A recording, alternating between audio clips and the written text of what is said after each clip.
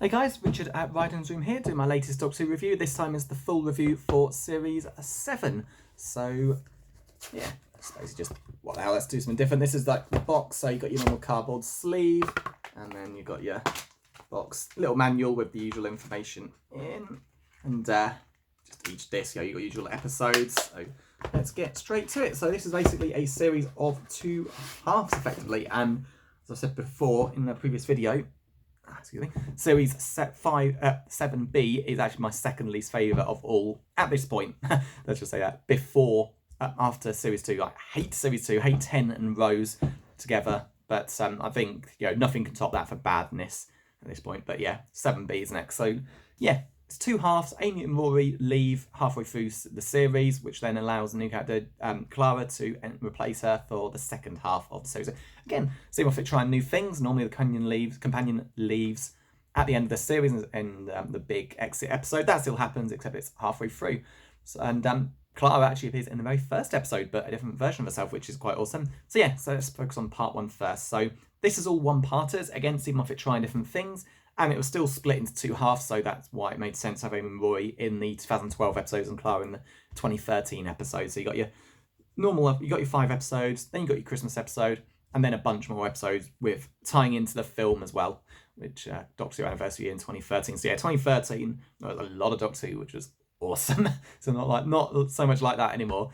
But yeah, 5 single episodes. You got your Dalek episodes, get out of the way first. Asylum of the Daleks, and you've got like as many different Daleks designs as possible, which is awesome. Again, the Series 5 redesigns are hardly there; they're just in the background. It's as if like it's like they've clearly gone back to the standard goldy bronze ones because the feedback for those new Power Ranger Daleks was too bad, which it was.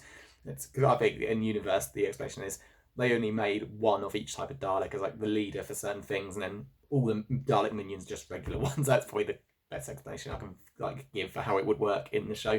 So yeah, you got your single episodes, all pretty good episodes. Although Power of 3 has got a horrendous ending where basically cubes invade the planet, kill like a third of the population or something.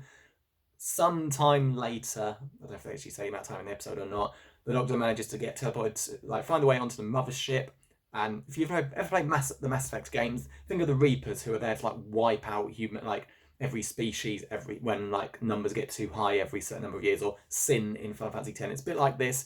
The villain says this is what his plan is, and then the guy just goes. And then what's even worse, much like the series 4 finale, with like the Dalek self-destruct button being on their own ship in the basement where their creator, who's very untrustworthy, is. The control panel to undo everything is just there, and everyone who's had their heart stopped while his cubes just comes back to life. And again, terrible science. People that their hearts stopped for a certain amount of time would not all just miraculously come back with like no side effects whatsoever. So terrible ending, and this is kind of the problem with them all being one-parters. An episode like that needed more time. Well, it could have at least been in a longer episode. I mean, Series 6's opener was an hour. Series 5's opener was an hour. They could have done something like this, make it 45 minutes, and they didn't.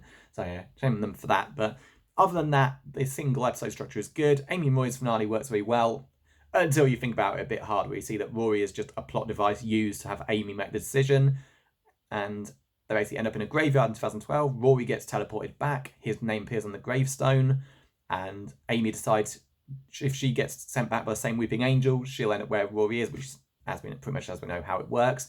And then because she's making that decision, and the Doctor's read about her future in a book, that somehow means he can never see her again. So it makes no sense. He can't fly the TARDIS to 1950s New York because of damage, which was established earlier in the episode. Okay, that's fine. So can't he fly to some other part of America or pick them up 10 years later? It doesn't make it. It's a really poor way to effectively have them be unable to see the Doctor again without having actually died. So yeah, it's not a good ending. It's emotional, but the Doctor's incredibly selfish with it not really caring about Rory, and the reason they have to leave makes no sense. But yeah, that's it. And then at least there's some follow-up in the Christmas episode set sometime after the Doctor has had enough. Think 10th Doctor wouldn't allow anyone to travel with him for his final episode. This is like this, but worse. He won't even help anyone. But a little bit too conveniently, he does. And another version of Clara just basically brings him back to the good side, and he's back to his old self. And then he meets another version of Clara, because both of these Claras have died. And then the original one, unfortunately, we're going back to modern day London. which is a bit of a step back. But yeah, he meets her and they become friends eventually. And I like that they weren't like best of friends immediately. And in the end, she saves him by basically sacrificing herself, but then the original body survives somehow. So yes, part one is good. Apart from like a severely rushed episode and an exit that makes no sense for two of the best characters. Part two, it's all one-parters again, although much like before, the certain episodes do tie into each other quite well.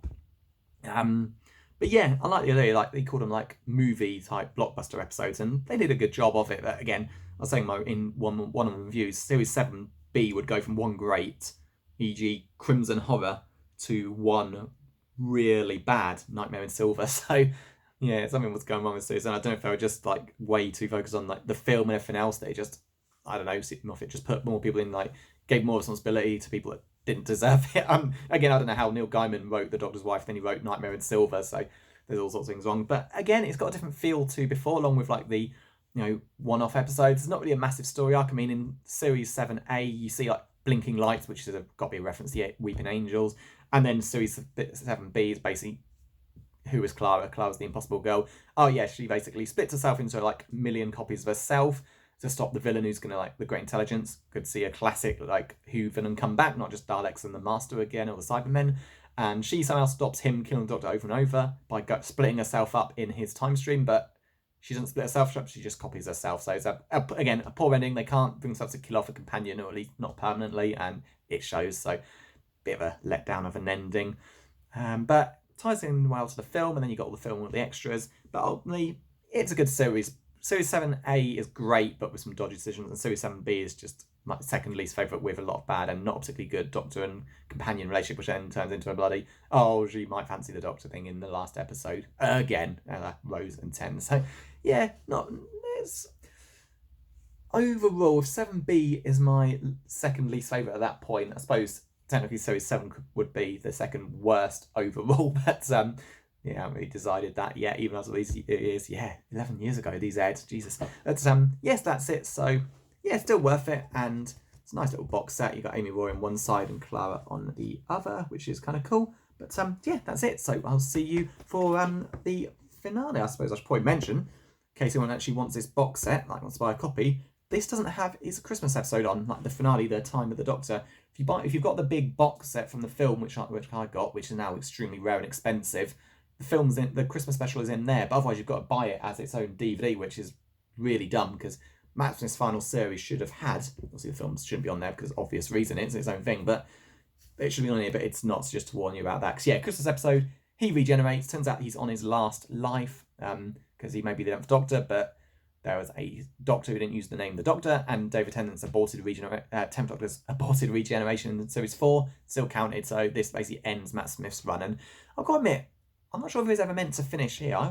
It felt like there was only more time because they kind of have to skim through some of the things, like who are the silents, etc. But yeah, it's a good run, but yeah, it does seem as if Stephen Moffat's Matt Smith era had been getting worse with each series. Not like it's a terrible show, but it was definitely, I think, losing something each time. But yeah, that's it. So on to the next one.